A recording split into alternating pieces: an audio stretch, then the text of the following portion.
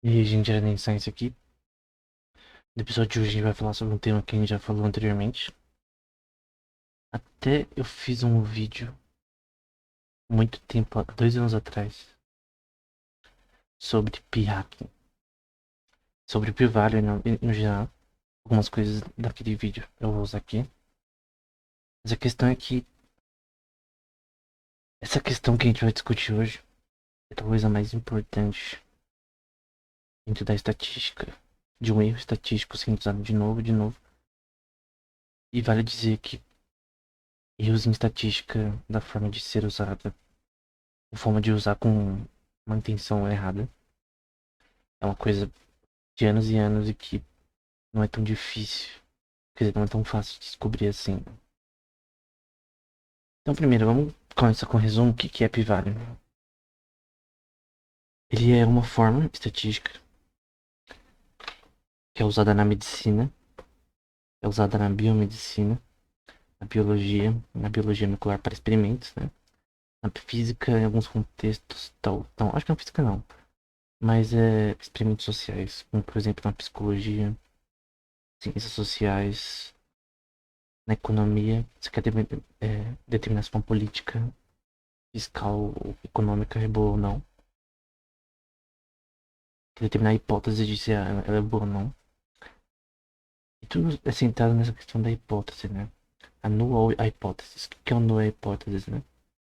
É uma hipótese do que você, no sentido errado, né? As pessoas acreditavam que seria o objetivo do p-value é provar que a hipótese está correta. Ou seja, que você quer provar uma coisa, que uma hipótese ela é verdadeira.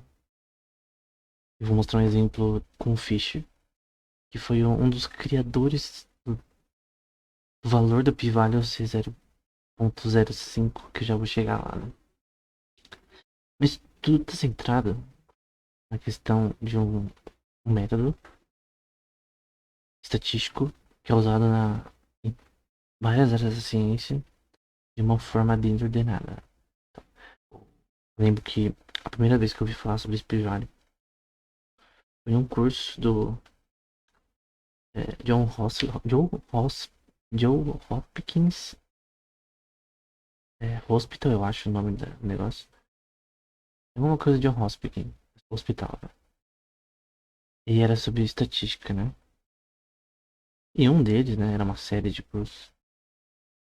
Tá na Coursera, se você quiser ver um pouco, porque ele fala sobre P-Vale, um dos professores fala de P-Vale muito bem. E ele mostra como o P-Vale foi usado incorretamente ao longo dos anos. Tem um paper na descrição que mostra que desde 1973 o P-Vale foi errado de forma. Então, é um método estatístico que tem sido criticado por estatísticos, por matemáticos, há muitos anos, né? Só que por ser um método que é usado mais nas ciências biológicas, ciências relacionadas à medicina, psicologia, que as pessoas nessa área, elas não estudam matemática, de fato, né? Elas vão estudar, fazer uma coisa ou outra em estatística, vão ter métodos que elas vão aprender na faculdade, mas é superficial, né? Dizer que alguém que estuda biomedicina tá no mesmo nível de conhecimento matemático que um cara que estuda física, que estuda matemática em si somente, estatística, que foca só nisso. É estranho, né? Porque, obviamente, uma pessoa pode estudar por conta, mas se ela só depender do que ela aprender na faculdade nessa questão, isso é um problema, né? Então, por isso que eu coloquei o nome desse episódio, né? De A Morte do Pivale, de ressuscitação da ignorância, né? A ignorância de usar os métodos estatísticos que estão à disposição sem entender eles, né? Talvez até entenda ele matematicamente, mas não entenda a significância e a forma que deve ser usada.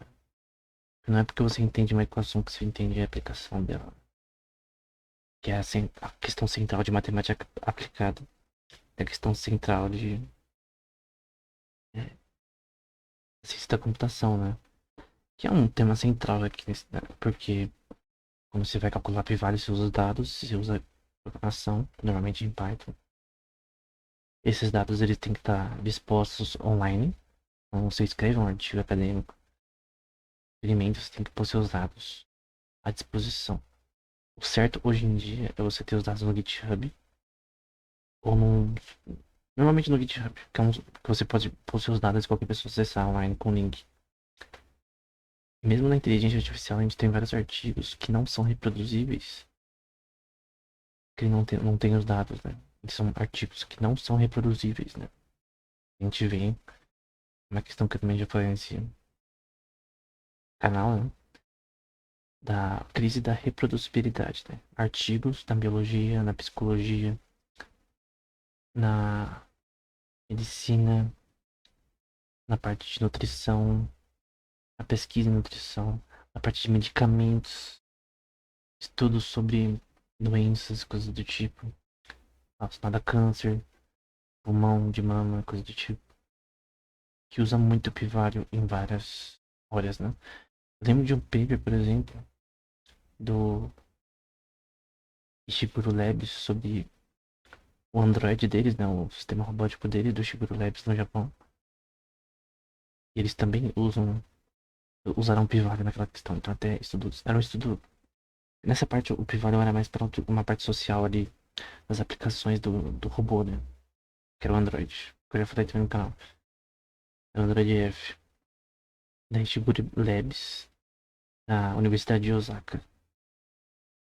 E então tem em experimentos sociais, você usa muito pivário. Psicologia. E às vezes, as pessoas nessas áreas, elas aprendem esses métodos estatísticos superficialmente, né? Qual que é a maior parte que mais me chocou quando eu tava vendo sobre isso? Porque, na verdade, eu comecei ter ideia desse episódio. Quando eu tava lendo alguns artigos, eu tinha terminado o livro, que é o último que a gente publicou, não, penúltimo, que é sobre a nova economia austríaca. Um livro de economia que a gente publicou, que tá no nosso Instagram, se você pôr @aranensais. Eu tava adicionando um capítulo falando de algumas coisas relacionadas à teoria da probabilidade. Um paper de Frank Ramsey, que é um cara que talvez eu venha falar em outro episódio, biografia dele. Um cara muito inteligente, 26 anos ele morreu, mas ele já tinha publicado muitos papers importantes. Mesmo só até os 26 anos ele foi muito importante. E uma das coisas que eu citei nesse capítulo era a questão do pivário, né? A classe estatística. Ser usada corretamente na ciência, né? E aí eu tive que ler esses papers que eu não tinha lido antes, esse especificamente, sobre esse tema. E especialmente sobre a origem do valor do pivário ser 0,05 ou menor, para ser significantemente é, significante. Tipo, se ter esse valor, você pode publicar seu artigo, é isso.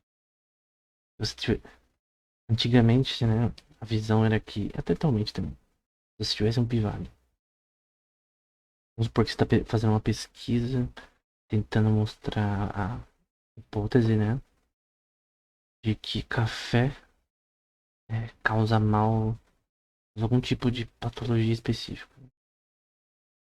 Quer confirmar isso estatisticamente com o pivário. E aí, se o seu valor for 0,05 menor, significa que você foi bem sucedido, né? Um valor de 5%. Vai. Um valor de significância estatística de 5% que a gente vai ver a origem. Então, a questão aqui é que uma, tipo, a principal instituição de estatística americana, não sei se é no mundo, fez uma publicação que eu, no caso, eu tava lendo só pra terminar aquele capítulo e colocar as referências. essas referências. Mas eu vi um negócio extremamente mostrando que o Pivalho morreu. Então, eles mostraram, né, que já vou explicar, que o Pivalho não era uma forma de estatística que deveria ser usada da forma como estaria sendo usada, por várias razões, e talvez seja uma das maiores causas de vários artigos, tipo, de milhares de artigos, na psicologia, na química, na ciências sociais, na biologia, na genética, serem considerados lixo. E quando um artigo não é reproduzível, ele é lixo. Quando é um artigo de experimento, né? O que é um artigo reproduzível? A gente tem que separar os artigos que são experimentos e são teóricos, né? Obviamente, artigos que são teóricos, eles podem ser considerados errados depois. Mas você tem que refutar eles do ponto de vista teórico. Obviamente, eu não estou falando de artigos de filosofia, são experimentos físicos, né? Experimento que é associado, por exemplo, ao estudo relacionado a patologias, por exemplo, Alzheimer, um medicamento que está sendo eficaz para tratar Alzheimer, de repente você está usando ratos de laboratório para provar que neles o medicamento foi usado corretamente para provar. Essa seria a hipótese, por exemplo, que esse medicamento foi eficaz em melhorar a situação do rato com relação ao Alzheimer, com relação a, como fala, Parkinson, a câncer. E você pode falar, mas isso dá em rato? Dá. Por isso que ele é a base de teste principal com relação ao ser humano. E normalmente os testes são em ratos. Esse rato é camundongo, mas enfim, a diferença não importa. Não sou biólogo, né? Mas a questão é que uma grande parte de artigos, e você vê que até na Nature teve publicações falando sobre isso, né, editoriais, que a maior parte dos artigos está errada. Uma grande parte de artigos, miríades de artigos na ciência, não só por causa do Pivalho, mas também por causa do Pivalho, não são reproduzíveis, né? Então, por exemplo,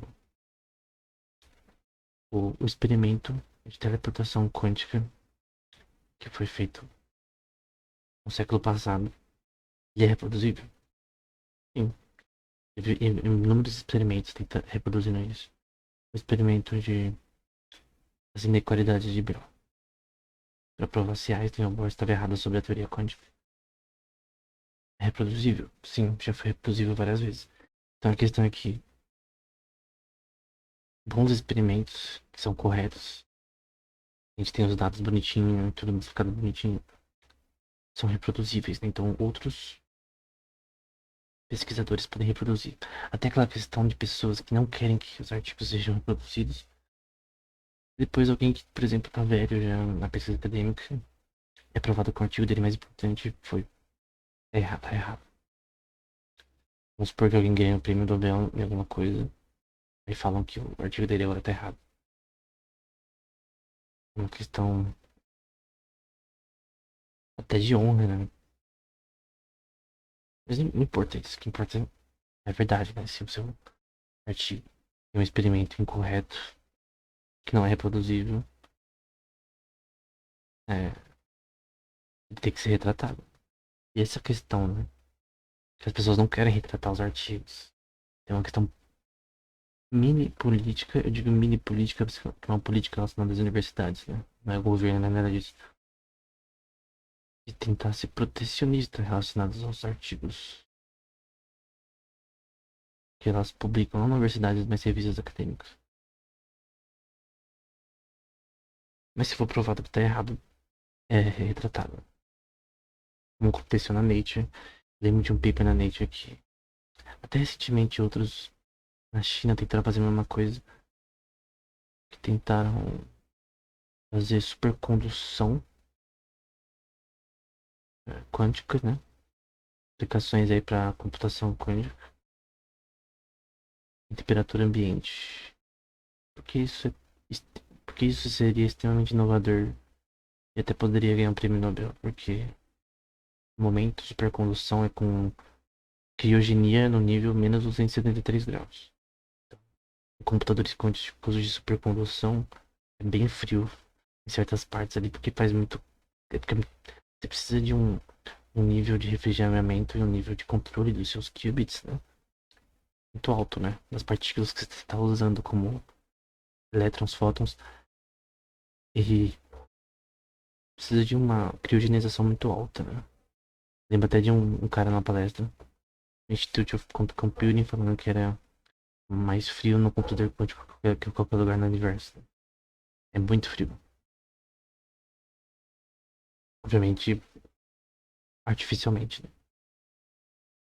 E um paper sugeriu que poderia fazer a mesma coisa na temperatura ambiente.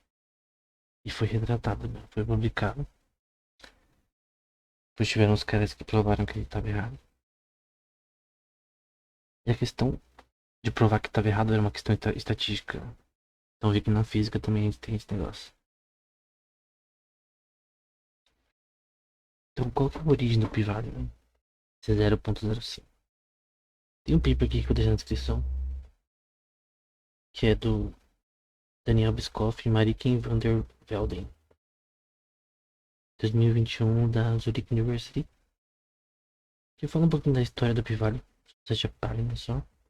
Fala que os P-Valleys vêm desde o Laplace.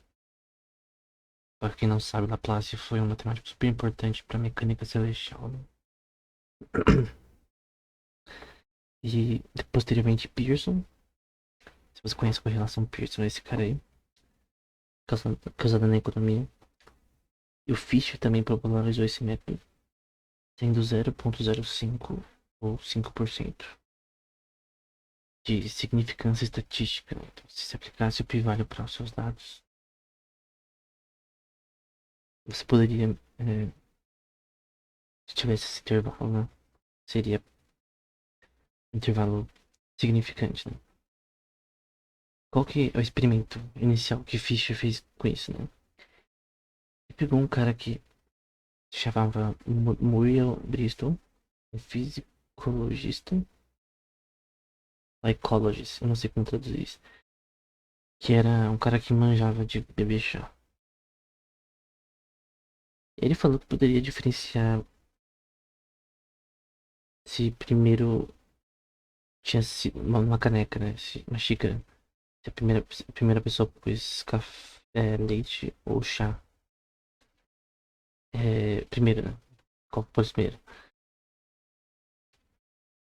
E aí o Fischer e o William Roth tentou testar ele, né? E a nova hipótese era que o, o Bristol não poderia ter a habilidade de distinguir como esse chá foi preparado, né? Se primeiro foi o leite ou o chá. Aí ele pegou 8 canecas, 4 com primeiro adicionando leite, depois chá, e 4 com primeiro chá, depois leite. Sem o Bristol saber qual era qual, né? Eu lembro que tendo área secreta fizeram isso com Fanta e Suquita, enfim, refrigerante de laranja. E aí tinham N copos, né? Perdão, 8 copos. Então N igual a 8, que é o número de copos total. E K era o número de copos que eram diferentes um do outro. A gente tem duas. A gente tem duas variáveis aqui, né? Duas coisas que a gente quer correlacionar. Os copos em que tem primeiro leite e os copos que tem primeiro chá. Então é igual a 4. E aí, aplicando um combinatório aqui simples, a gente tem 8 fatorial dividido por 4 fatorial. E entre parênteses, 8 menos 4 fatorial. Que vai dar 8 fatorial dividido por 4 fatorial vezes 4 fatorial. E no caso vai dar 70. E no caso seria o número de combinações desses copos aqui que a gente tem. sendo 4 o valor copos que eram diferentes, né? E aí, o Fischer chegou aos 5% nesse teste que é chamado de Lady Testing Tea Experiment, ou experimento de chá, de teste de chá da senhora, vamos dizer assim. E que a chance que ele poderia fazer isso era de 1,4%, ele calculou, né? Se ela errasse pelo menos um copo, de conseguir acertar os outros, né? Se ela errasse um copo, a chance para os outros aumentaria de 24 para 24,3%. Então, essa seria a origem desse 5% com relação a que o dele foi 1,4%, né? Eu queria calcular de porcentagem aqui. Então, teria que ser menos que isso, né? Se for menos que 5%, seu teste é significativamente bom. Qual a questão aqui? Eu lembro que meu professor de estatística, nesse curso da Johns Hopkins University, ele mostra que isso não é verdade, porque, primeiro, que o seu p-value precisa de contexto. Não pode simplesmente pegar qualquer tipo de hipótese, qualquer tipo de premissa e achar que você, como um método estatístico, você pode resolver tudo. Tem que entender o sistema que você está lidando primeiro. Não tem como um cara que é estatista e apenas olhar para os números e não para o contexto que ele quer estudar esses números. Ele precisa, se você fazer um teste na biologia, ele tem que entender como funciona aquele sistema. Quais são as questões atreladas, né? Por exemplo, se eu não souber a causa de uma doença, se eu não souber que, por exemplo, uma área importante para o mal de Parkinson na basal ganglia, próximo ao núcleo da Cummings, se eu não souber que essa área é importante para isso, especificamente a substância negra, na verdade, é importante para Parkinson. Se eu não souber que isso é importante para mal de Parkinson, áreas ali relacionadas também ao Alzheimer, como que eu vou estudar o Alzheimer e o mal de Parkinson? Eu tenho que saber ao menos o que eu tô falando. O que causa a morte de Parkinson? Quais são as questões genéticas hereditárias relacionadas a isso? Tem vários contextos que tem que ser levado em conta quando eu quero provar, por exemplo, se um medicamento ele tem uma correlação alta de fato é, ser útil para curar uma doença, para melhorar o estado de um paciente. Então não tem como você, sem conhecer o sistema que você está lidando, nesse caso que é medicina farmacogênica, acho que é a palavra, você tem que saber de farmacogenetics, kinetics, perdão. Farmacogenetics também, tem que saber a questão como o sistema funciona do ponto de vista químico. Nesse caso que tem a ver com o cérebro neuroquímico também. E várias questões não estão respondidas a essa questão, né? Então, inferir causas baseadas em hipóteses de p-value com relação à causa central do mal de Parkinson não é tão possível assim. Porque tem várias coisas que você não conhece. Você tem total conhecimento do sistema, você consegue fazer isso corretamente, mas a premissa principal, por exemplo, no exemplo que a gente falou do Fischer, tentando ver se o cara conseguia, a pessoa conseguia saber qual que era o copo com leite e com chá primeiro, né? Era uma questão de um sistema bem simples, né? Você tem xícaras de chá, você tem. É uma questão social também, né? É a probabilidade de a pessoa tá falando a verdade, né? Tipo, o que o Cristo falou poderia ser mentira, que ele é um expert em chá, mas não era. Então, como você vê a informação nesse contexto, se eu testasse esse mesmo teste com 1 bilhão, não 1 bilhão não, vai, 1 milhão de pessoas, será que seria o mesmo intervalo de confiança? Vamos supor que a gente não tem mais o Bristol aqui, que é expert em chá. Pessoa que não é expert. Então o intervalo de confiança e o pi vai ser diferente, porque a gente tem os mesmos números. O mesmo número de copos. O mesmo número de copos com leite primeiro e com leite de chá primeiro, que é 4 cada um. Então o intervalo de confiança seria 1,4% também. A questão é que também adiciona essa questão de que ele errasse um copo, a chance de ele não conseguir acertar os outros ia ser maior. Essa questão de ficha, né? Que se ele errasse 2 copos, por exemplo, a chance de acertar o próximo também seria, talvez... Então, do primeiro copo seria maior dele errar, né? No caso, o Bristol acertou todos. Então, para N pessoas, talvez algumas não acertariam nenhum. Provavelmente a maioria não acertaria nenhum. Acertariam um ou outro. Eu com certeza não ia conseguir diferenciar. Eu não sou um expert em chá. Não bebo leite com frequência. Eu sou ruim com... O meu paladar é horrível. Então provavelmente eu não acertaria a maioria. Aí, aí seria aqui a aplicação da teoria da probabilidade comum, né? Provavelmente eu não acertaria. A maioria. Que no caso seria a chance de eu acertar. É que tem 4 corretos, né? Oito são 8. 8 xícaras, 4 com 4 diferentes, enfim.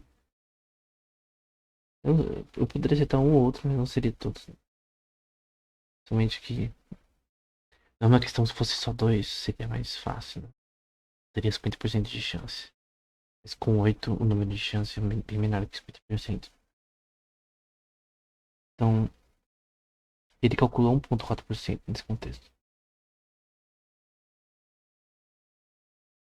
Então era 1,4%. Seria. Bom, vamos supor que a gente fosse aplicar o experimento aqui de Fischer para 1 milhão de pessoas. Então seria 1,4% a chance de cada pessoa no geral acertar qual chá tinha leite primeiro e qual chá. Leite, é isso mesmo. Então a questão é que o que vale é meio que desde o começo uma generalização que poderia ser inferida de um comportamento populacional e teve um início na questão social, né? Tá aplicando para química as questões, né? É uma questão de probabilidade estatística social, né? Isso daqui expandido das ciências sociais e for para várias áreas da ciência. Não que o P-Vale é inútil, porém, na maioria dos casos, pegando dos papers na descrição, em mais que 50% dos casos, os papers que usavam P-Vale não foram reproduzíveis. São de pessoas que conhecem o que elas estão falando. São químicos, são físicos, são é, médicos fazendo pesquisa, pessoas da área de farmácia, também envolve química também. Então a questão é que, por que 0,05? Muitas pessoas não sabiam responder. Tem um paper aqui falando que um pesquisador, ele chegou na universidade, que tinha pessoas aí da área, e perguntou para os estudantes, né? Por que o p-value ele tem o valor de 0,05?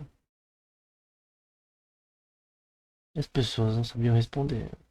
A gente foi ensinado assim, então é 0,05, né? Desconhecendo essa história aí do Fischer, né? Ninguém sabia responder. Então ela mostra ignorância, né? Segunda pergunta que ele fez. Essa audiência, né? Essa audiência acadêmica é do exterior, né? Não é no Brasil. A federal bosta de sei lá onde. É nos Estados Unidos. É no exterior, né? Numa universidade boa. Outra pergunta, né? É, acho que era por que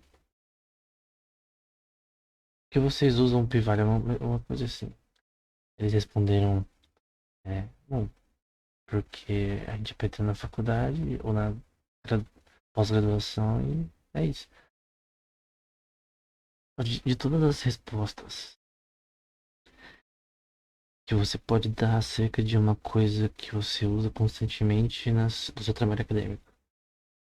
A pior resposta de todas, na minha opinião, é dizer porque eu aprendi assim, que o professor disse. Eu aprendi na faculdade assim, porque o livro que eu li diz isso.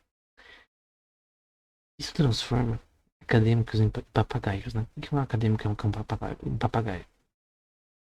Ele só fala o que os anteriores dizem. Então, um filósofo, por exemplo, ele só fala o que Platão diz, o que Aristóteles diz, mas ele nunca escreve nada. Ele nunca vai além do que falaram. Ele não tem opinião própria, praticamente.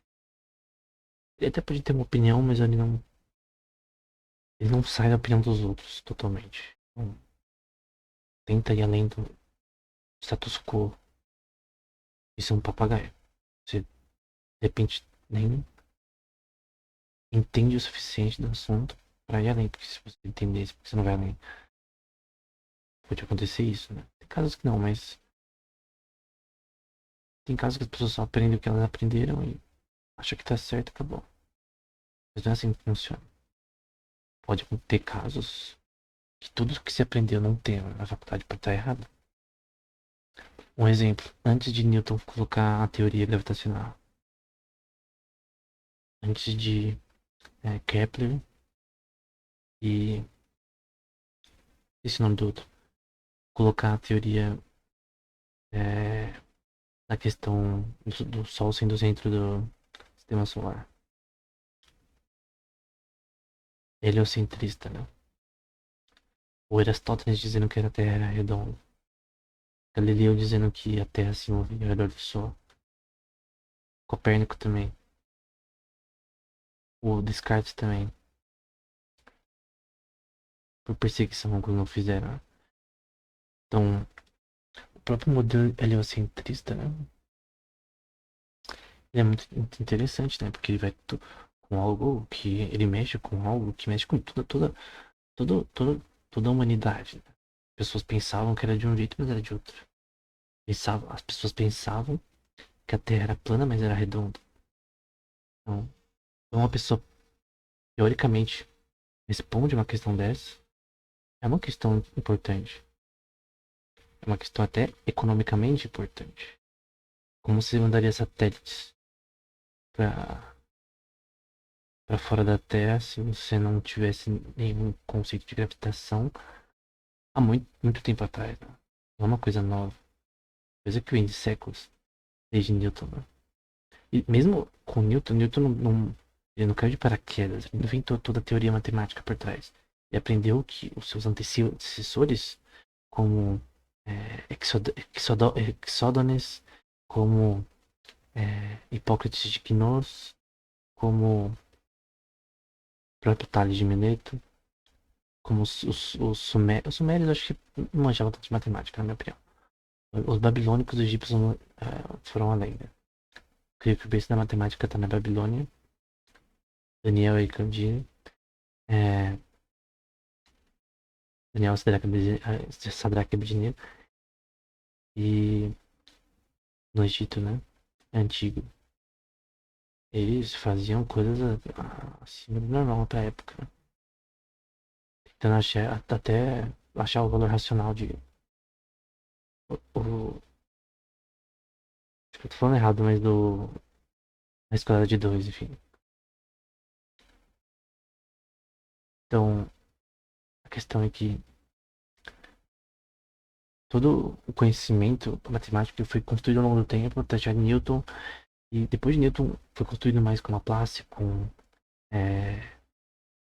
Poincaré, Maxwell, fez uma teoria relacionada aos anéis de Saturno, por exemplo, Sofia Kovalevska também. Tudo foi uma questão de progresso. Né? E nessa questão do progresso, muitas coisas são consideradas erradas. Né? O Descartes acreditava numa teoria dos vórtices, que era o que fazia a Terra se girar ao redor do Sol, sei lá o que. Tava errado. Depois foi considerado que, na verdade, era a teoria da gravitação de Newton. E tinha uns caras que amavam Descartes, né? Que não queriam sair da teoria dos vórtices, né? Queriam ficar na. Eles queriam continuar papagaio da teoria de Descartes de vórtices. Mas ela estava incorreta. Assim como o Einstein provou que a teoria do éter, que permeou a física por muito tempo, estava incorreta. Então, Lord Kelvin foi aquele cara que falou que a gente já tinha descobrido tudo na física. Foi descoberto que na verdade não. A nova teoria nasceu a teoria quântica e outras coisas posteriores. Então, uma questão que eu queria mostrar é que o processo científico, que na minha opinião é simplesmente dizer o que Deus já sabe, né? Com relação à sua criação, seja da parte matemática, física, química, ou seja, o que for criado por Deus, né? O objetivo é ter resultados que são observáveis, replicáveis e que tem uma veracidade neles que não pode ser questionada, né? A gente não quer usar uma teoria que é incorreta.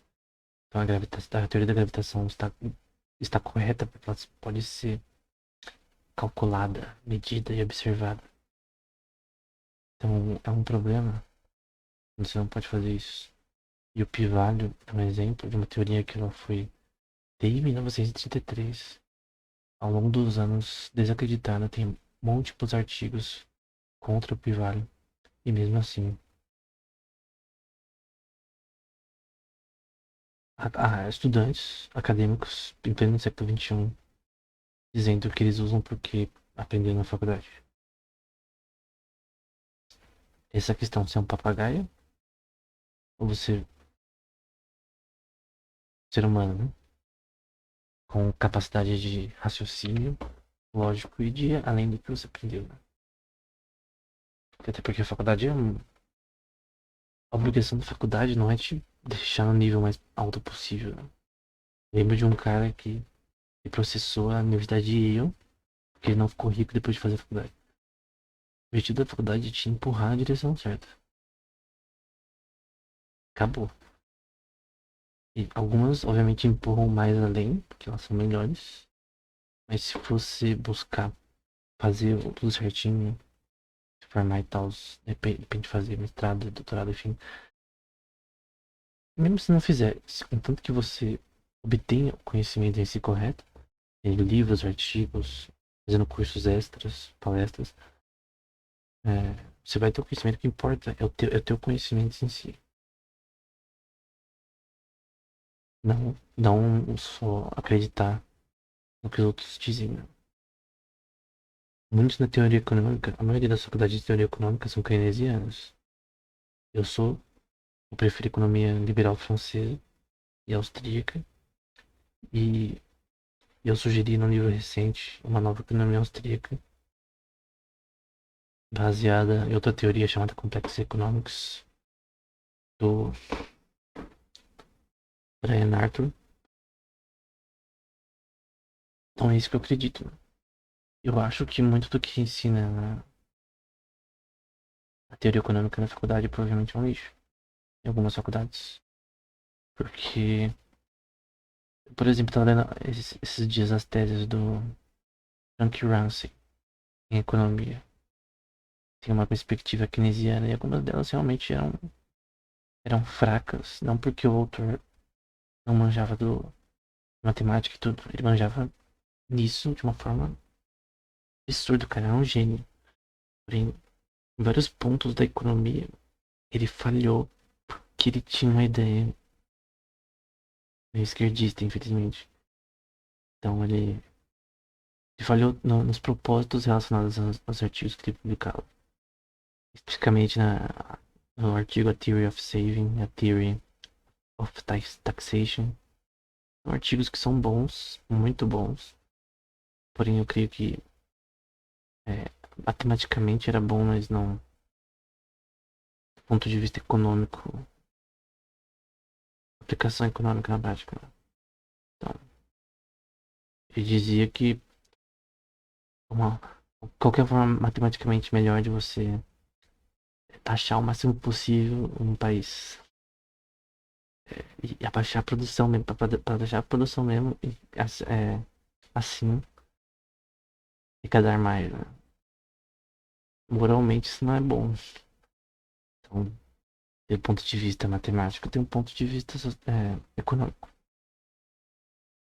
E muitas vezes há um conflito entre os dois, porque você não consegue entender a parte econômica, assim como se você não entender é, genética, se não entender sobre o corpo humano, sobre biologia molecular, sobre química, farmacokinetics, não vai poder fazer corretamente a estatística para um novo remédio de forma eficiente, né? Se você não entender o que você está fazendo, o contexto que você está fazendo.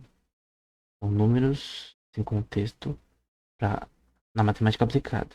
Obviamente, na matemática pura, os números é o que importa, né? Você vai ler um livro de teoria dos números, ali o objetivo é matemática em si pura, sem nenhuma aplicação prática a priori, né?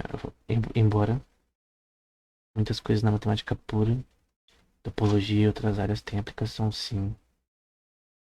É algo quando acha, né? Às vezes não. Pra saber a teoria relacionada ao icosahedron, que é uma estrutura geométrica. Tá? Isso é útil para a parte matemática, não para a parte, talvez, na minha opinião, é, a matemática aplicada. Então tem uma diferença de matemática aplicada e matemática pura. A matemática aplicada ela tem que ter uma aplicação, né? Uma aplicação que seja útil. Se ela não for útil, então é inútil. E aí não é matemática aplicada, né? É algo vazio de aplicações, né? E quando você usa o Pivalha para ter até aplicações da economia, para escura de certas ações políticas, usar o Pivalha para saber se um, lá, vamos supor que alguém faz um artigo usando o Pivalha para falar que Tang faz mal. Ok, isso aqui em Tang. Muitos artigos estão incorretos. Muitos artigos que são citados na mídia estão incorretos. Porque às vezes eles nem checam o artigo, nem tem como checar. Que seja um especialista, né? Simplesmente fala do artigo, acabou. Se for refutado depois. Tem um artigo, tá na descrição. Genetic. Perdão. Genetic Signatures of Exceptional Longevity in Humans. Que foi publicado em uma revista acadêmica. Usava p-values. É um artigo que o curso que eu falei da John Hopkins University, o professor fala sobre ele. Então ele fala de é, questões relacionadas, genéticas relacionadas a você conseguir aumentar o tempo de vida de pessoas. A busca pela vida eterna, blá blá blá. É um paper acadêmico que tenta dizer que, ó, fazendo isso, a gente viu que essa parte, é, essas marcações genéticas específicas estão associadas à longevidade. Só que outros pesquisadores analisando isso viram que estava errado. No fim, aquele artigo foi chamado de inconsistente e inútil. A estatística relacionada foi errada. E às vezes tem forma de você hackear o seu p-hacking. Chama p-hacking. É uma forma de você fazer o seu p-value ser menos que 0,05, editando seus dados e às vezes até criando dados falsos. Até você cria dados ou replica dados que são falsos. Você falsifica tudo logo.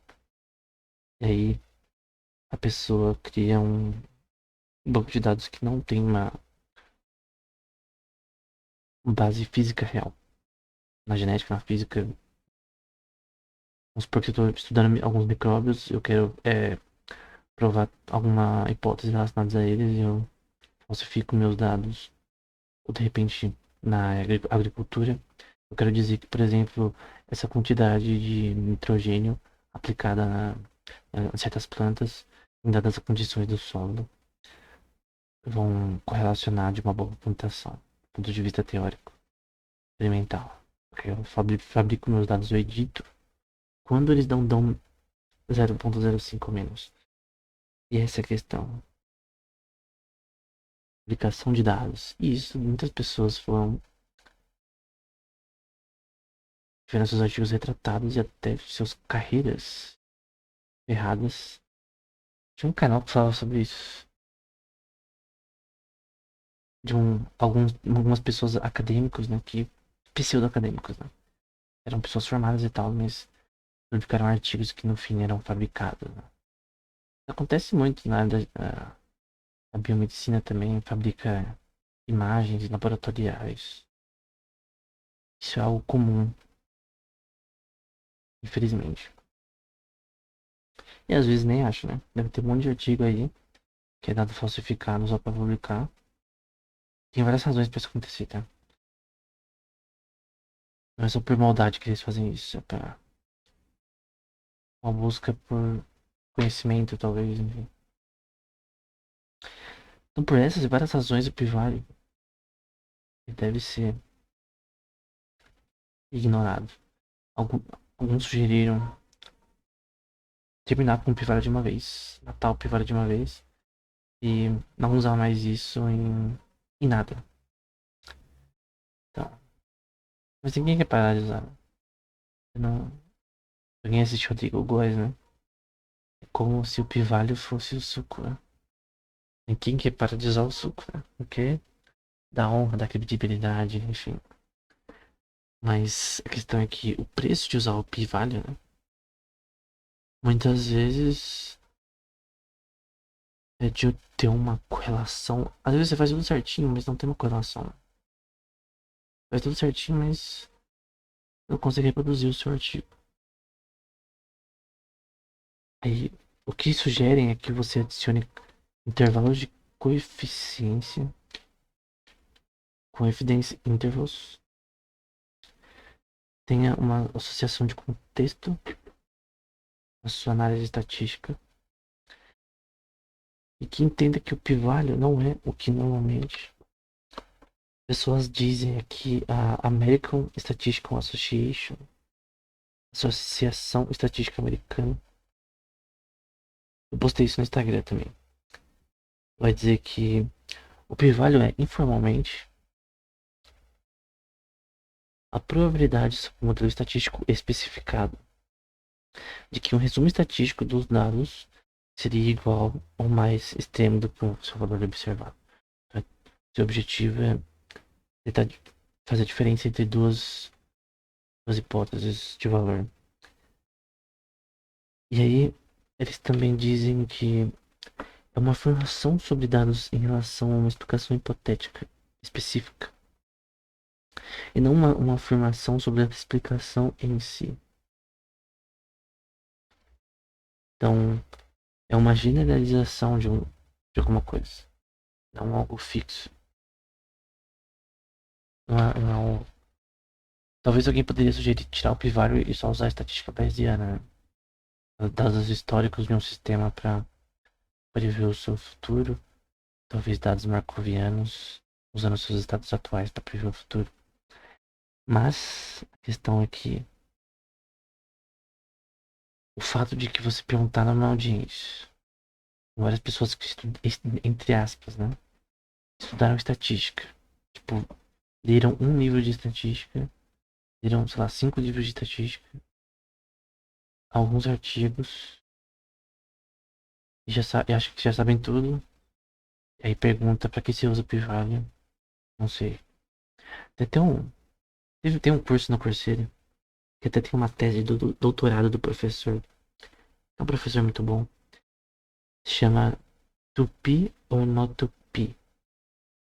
E se você manja inglês, você vai pensar que pi é outra coisa, mas tipo, P ou não P, que tem uma referência com Shakespeare, né? Tipo, de ser ou não ser, né? To be or not to be. P ou não P, né? Usar o P vale ou não. E tem esse artigo, doutorado que fala sobre isso, né? Vou deixar na descrição também, porque. Mas enfim. Resumo: não use o P vale, a não ser que você entenda o que você está fazendo. Que você use coeficiente de intervalo. Ou simplesmente não use. Use outros métodos estatísticos. E manje de como funciona a questão estatística por trás. Enfim, é isso.